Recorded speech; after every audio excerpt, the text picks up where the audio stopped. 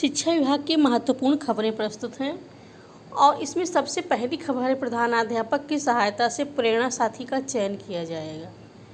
और इसके बाद अगली खबर है योगी सरकार 4,000 रुपये प्रतिमाह देगी और साथ ही साथ लैपटॉप और टैबलेट भी प्रदान किया जाएगा। और अब ऑपरेशन कायाकल्प का कार्य आगे बढ़ाएंगे नवनिर्वाचित प्रधान, इसको प्रधानों के सुपुर्द किया जाएगा और नए प्रधान जो निर्वाचित हुए हैं इस कार्य को आगे बढ़ाएंगे। तब आप आगे खबरों को विस्तार से देखिए, इसके लिए आप वीडियो को पूरा देखें, आपके सम्मुख प्रस्तुत है। साथ ही साथ चैनल को सब्सक्राइब अवश्य करें ताकि आपको नई नई जानकारी समय से प्राप्त होती रहे।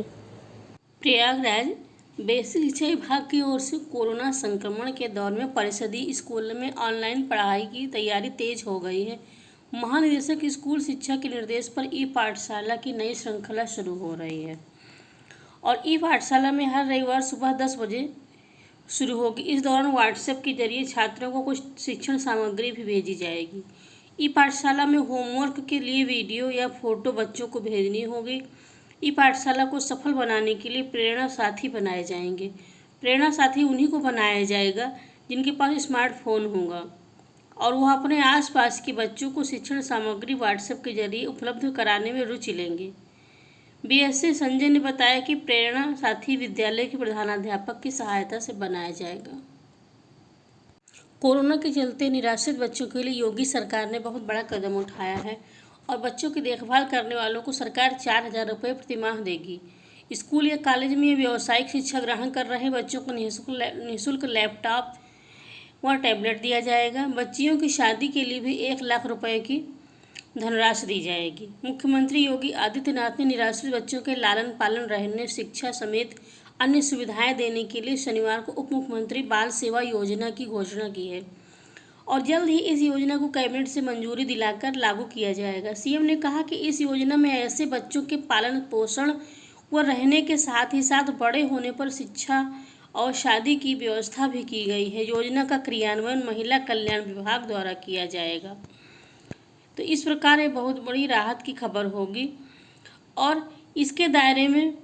विभागीय सूत्रों के मुताबिक योजना का लाभ सिर्फ उन बच्चों को दिया जाएगा जिनके माता पिता या दोनों में से किसी एक कमाऊ सदस्य की मौत 1 मार्च 2020 के बाद कोरोना से हुई है। माता पिता में से किसी एक की मौत के बाद दूसरे की वार्षिक आय 2 लाख रुपए से कम है तो भी उसे इस योजना का लाभ मिलेगा। और इस योजना में जो खास बात है वो है 10 वर्ष से कम आयु वाले निराश्रित बच्चों को प्रदेश व केंद्र सरकार द्वारा लखनऊ, मथुरा, प्रयागराज, आगरा व रामपुर संचालित राजकीय बाल गृह में रखकर देखभाल की जाएगी। अवयस्क बालिकाओं को सरकार द्वारा संचालित आवासीय कस्तूरबा गांधी बालिका विद्यालयों, राजकीय बाल गृह बालिका में रखा जाएगा। 18 अटल आवासीय विद्यालय में भी इनकी देखभाल की व्यवस्था की गई है। ये अगली खबर प्रधानों के लिए है और वो ऑपरेशन कायाकल्प के अंतर्गत प्लेटफॉर्म के माध्यम से उन्मुखीकरण प्रदान किए जाने के संबंध में। और ये आदेश देखिए आया है 29 मई का, तुरंत का ही आदेश पारित हुआ है। और विषय है प्रदेश के ग्राम पंचायतों में नवनिर्वाचित ग्राम प्रधानों का ऑपरेशन कायाकल्प के अंतर्गत ऑनलाइन प्लेटफॉर्म के माध्यम से उन्मुखीकरण प्रदान किए जाने के संबंध में। महोदय, विद्यालयों में बेहतर शैक्षणिक परिवेश के विकास में विद्यालयों की अवस्थापनक सुविधाओं की अत्यंत महत्वपूर्ण भूमिका है, जिसके अंतर्गत विद्यालय में मूलभूत अवस्थापना सुविधाओं तथा शुद्ध एवं सुरक्षित पेयजल, बालक बालिकाओं के लिए पृथक पृथक शौचालय एवं मूत्रालय, दिव्यांग और साथ ही साथ नल जल आपूर्ति एवं टाइलीकरण, दिव्यांग सुलभ शौचालय, मल्टीपल हैंड वॉशिंग यूनिट, विद्यालयों की छतों, दीवारों, फर्श, दरवाजों की वृहद मरम्मत व रंगाई पुताई, विद्युतीकरण, विद्युत संयोजन, रसोई घर, फर्नीचर, डेस्क बेंच इत्यादि जैसी 18 मूलभूत अवस्थापना सुविधाओं से आच्छादित की जाने की प्रक्रिया गतिमान है। तत्क्रम में निम्न बिंदुओं पर आपका ध्यान आकर्षित करवाते हुए अवगत कराना है कि माननीय मुख्य सचिव उत्तर प्रदेश शासन के स्तर से निर्गत पंचायती राज अनुभाग 3 के शासनादेश संख्या और दिनांक 30 अक्टूबर 2019 के द्वारा 14वें वित्त आयोग, राज्य वित्त आयोग, ग्राम निधि अन्य मद से प्रेषित ऑपरेशन कायाकल्प के अंतर्गत परिषदीय विद्यालयों को उक्त मूलभूत अवस्थापना सुविधाओं से संतृप्त किए जाने के संबंध में विस्तृत दिशा निर्देश जारी किए गए।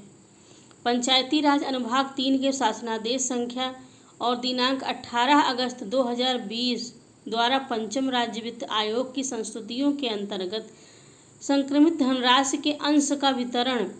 एवं उसके उपयोग के संबंध में मार्गदर्शक सिद्धांतों के निर्धारण हेतु बिंदु संख्या 4 में अंकित किया गया है कि राज्य वित्त आयोग के अंतर्गत जो धनराशि उपलब्ध कराई जा रही है उससे स्कूलों में अवस्थापना सुविधाओं के उच्चीकरण विकास को वरीयता दी जाए। उत्तर प्रदेश शासन के स्तर से निर्गत शासनादेश संख्या और दिनांक 29 अप्रैल 2020 द्वारा प्रदेश के समस्त परिषदीय विद्यालयों को ग्राम निधि से उपयोग करते हुए मूलभूत अवस्थापना सुविधाओं से संतृप्तिकरण हेतु तीव्र गति से निर्माण कार्य प्रारंभ करने एवं कोविड-19 की महामारी में देश में राज्यव्यापी लॉकडाउन के चलते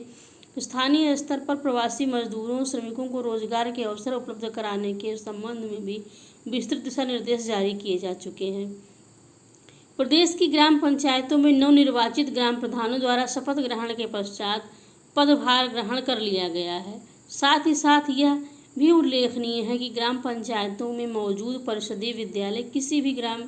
पंचायत का सबसे महत्वपूर्ण एवं उपयोगी भवन है। इसके अतिरिक्त बेसिक शिक्षा अधिनियम 1972 तथा संशोधित वर्ष 2020 में किए गए संशोधन के फलस्वरूप ग्राम पंचायत क्षेत्र में किसी परिषदीय विद्यालयों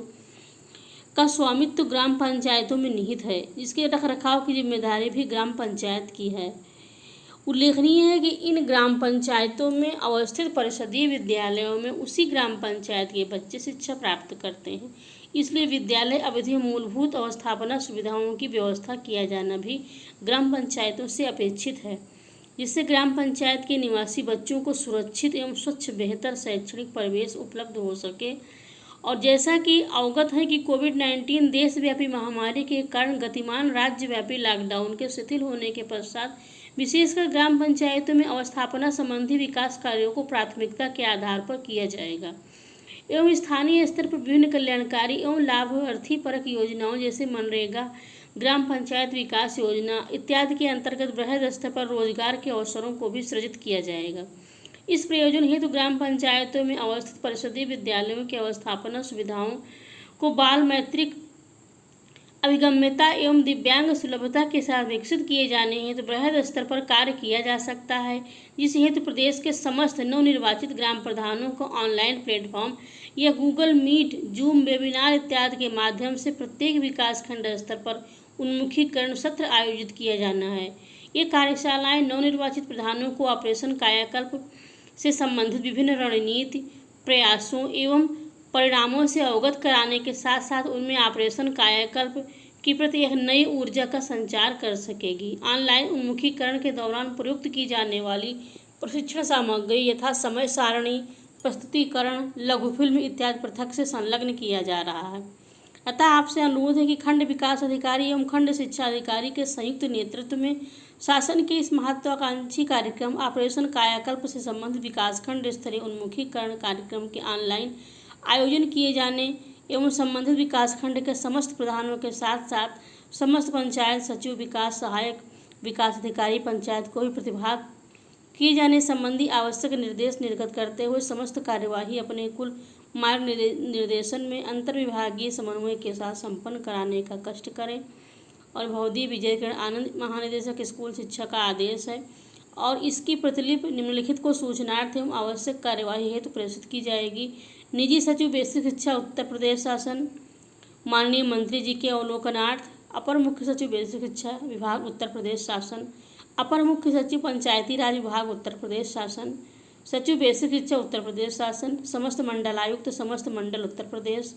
निदेशक पंचायती राज विभाग उत्तर प्रदेश, शिक्षा निदेशक बेसिक उत्तर प्रदेश लखनऊ, समस्त मुख्य विकास अधिकारी उत्तर प्रदेश, समस्त मंडलीय उप निदेशक पंचायत उत्तर प्रदेश, समस्त मंडलीय सहायक शिक्षा निदेशक, समस्त जिला पंचायत अधिकारी, समस्त जिला बेसिक शिक्षा अधिकारी, समस्त खंड शिक्षा अधिकारी एवं समूह खंड विकास अधिकारी।